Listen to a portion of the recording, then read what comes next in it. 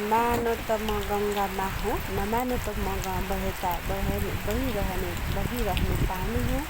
त्यस कारणले गर्दाखेरि मान्छेले भन्छ नि, तप गर्नको लागि कहाँ जानुपर्छ, कसरी गृहस्थमा तप हुन्छ।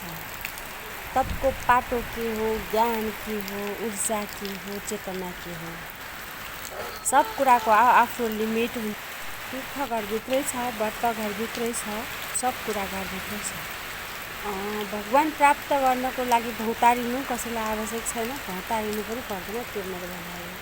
वास्तवमा जीवन एउटा कला हो, जीवन एउटा सङ्घर्ष हो, जीवन एउटा तेज हो, ऊर्जा हो। त्यस कारणले गर्दाखेरि विश्वासमा, भगवानमा भक्ति हुन्छ। विश्वास बिना केही पनि हुँदैन।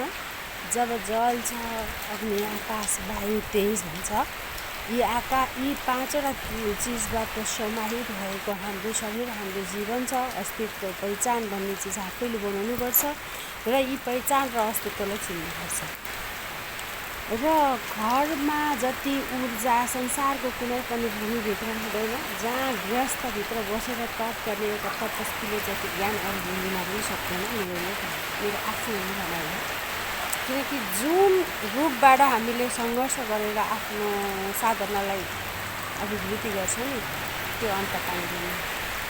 मन आफ्नो एउटा भन्छ नि, जहिले पनि सपना देख्दाखेरि हामीले जन्मस्थानमा देख्छौँ भने पछि भौतारेर हिँडेको स्थानमा अन्त देख्दैन।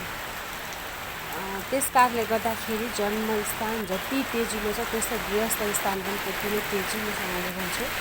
जहाँ गए पनि गङ्गा आफैबाट आउनुहुन्छ भने यो ज्वलन्त उदाहरण पनि हो, भक्तिको मार्गको एउटा माध्यम पनि हो र वैराग्यको एउटा साधनाको केन्द्र पनि हो। हर हर महादेव।